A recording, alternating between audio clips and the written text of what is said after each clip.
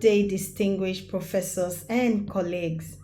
I am Musumola Olubukola Uchendi, and today I'm honored to present my thesis titled The Role of Executive Functioning in Academic Success, Psychosocial Development in Children. This research was conducted under the supervision of the esteemed committee members, Professor Ademola Adeshino, Professor Vincent O. Alidu, Professor Gigi Dantata, Associate Professor Sati Johanna Kesman, and Dr. Andrew O'Neill. I sincerely appreciate their guidance, their constructive feedback, and mentorship throughout the course of these studies. I would also like to acknowledge the Board of Regents, Monarch Atlantic University USA Online Learning, the Executive Vice Chancellor, African Campus, Professor Ademola Adeshino, academic board members and staff, senior lecturers, fellow colleagues, students, ladies and gentlemen. The background of executive functioning, which can also be referred to as EF, emanated from the studies, from the hunch that these skills, that is EF skills, impacts an individual's ability to efficiently solve problems and to also relate with the environment. It refers to higher order thinking such as working memories, inhibition, and planning. These skills are essential for children's learning ability, that's children's learning outcome, social adjustment, and long-term success.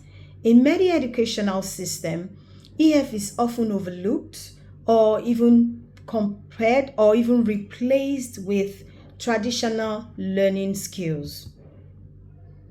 The problem of this study is the fact that children with low EF struggle academically and socially.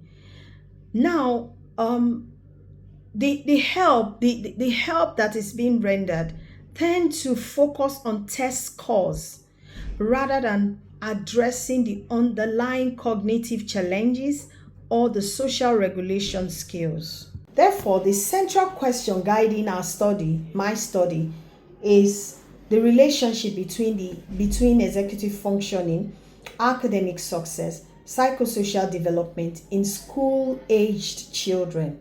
1. How does executive functioning influence academic success and psychosocial development in children? How do deficits in executive functioning contribute to children's academic challenges, ability to regulate emotions, and maintain social relationship?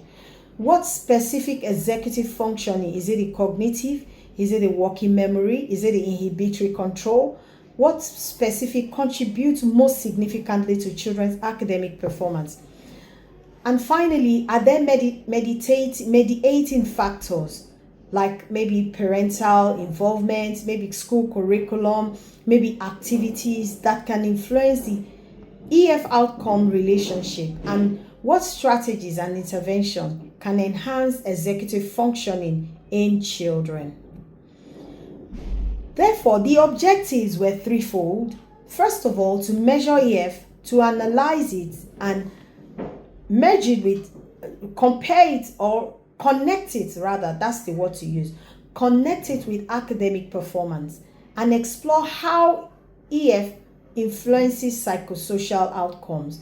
By the way, EF is also referred to as executive functioning.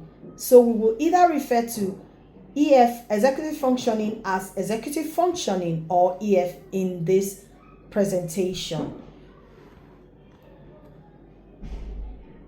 Our literature review says that previous studies have shown that EF plays a central role in learning and behavior.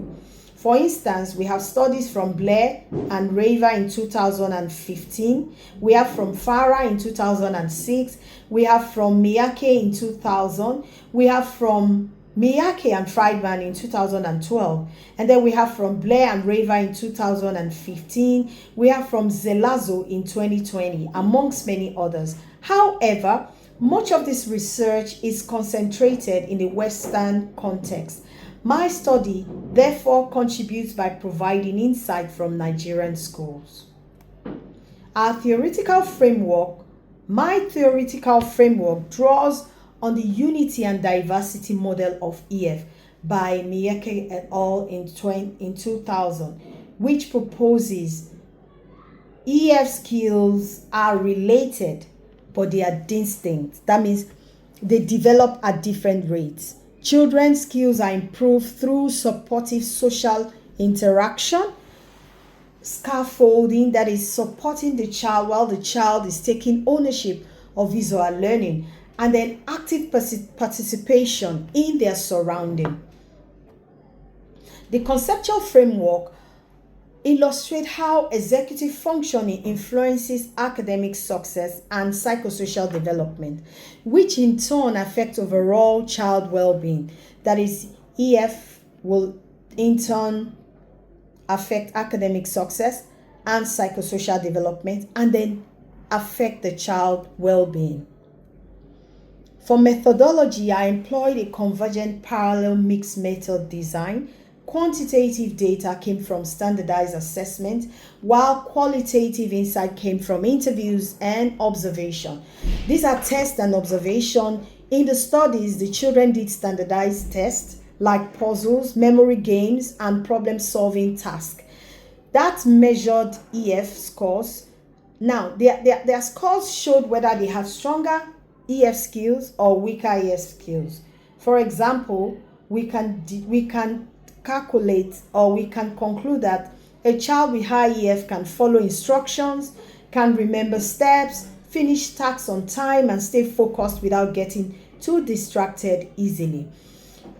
A child with low EF, however, might forget instructions, find it hard to plan, get easily distracted, or struggle to control emotions and action. So the difference was identified by how well they perform on this EF task, not just by looking at them. Our population sample included children aged 5 to 11 in primary schools, along with teachers and parents, using stratified and purposive sampling to ensure representation. Our instruments were validated, which included brief 2, academic scores, then the simple and the difficult question, which is also referred to as the SDQ, interviews with teachers and parents. The data collection occurred in 3 phases. We have the ethical approval, then we had the quantitative assessment and interview observation. I beg your pardon. Our data analysis, we had the quantitative data which were analyzed, while the qualitative were also analyzed, and even though they were enhanced, we had a validity of which shows descriptive statistics show mean working memory, which the score was 58.4, inhibition went to 53.6, academic performance showed 68.3, reading shows 72.9. What does this imply? It implies that children with higher EF score better in math and in reading than those children with low EF scores. Our ANOVA confirmed significant difference in academic performance based on EF levels, supporting EF as the predictive success. We can conclude that our finding aligns with global evidence and shows similar patterns in Nigerian schools, suggesting that EF's role is universal. New contribution comes from the Nigerian school context. Furthermore, the study underscored the necessity of supportive environment for fostering the development of executive functioning. The consistency observed across various cultures in the literature enhances the applicability of this result. The development of executive functioning should be essential within both educational and health sectors. especially in low resource settings where children might be disproportionately impacted by deficit in executive functioning due to socioeconomic limitations. Our result confirms a strong statistically significant relationship between executive functioning and academic achievement. In particular, working memory and planning organization skills shows that they were the strongest predictors of performance in mathematics and reading. These align with our global finding, such as what Best proposed or what Best came out with in 2011, Best, Miller, Nagleri, who demonstrated that EF contributes significantly to literacy and numeracy skills. Gadekall et al. In 2008 says that deficit in working memory correlates with difficulties in acquiring new academic knowledge. Zelazo-Blair Willoughby in 2016 emphasized EF as a better predictor of school readiness than IQ, that is intelligent quotient. Now, our contributions, the study validates EF cross-culturally, offers educators a framework, and will help highlight the role of parents and teachers. It will validate that it is something that cannot be tied to cross-culture. Limitations and recommendations will, however, I'd like to point out that our limitations did not in any way distort the result of our outcome. Even though we reduced it to urban schools only, and we didn't use any disorder in learning for the study. We also, however, will still recommend that it can still be carried out in the rural area, and we can also recommend interventions in school.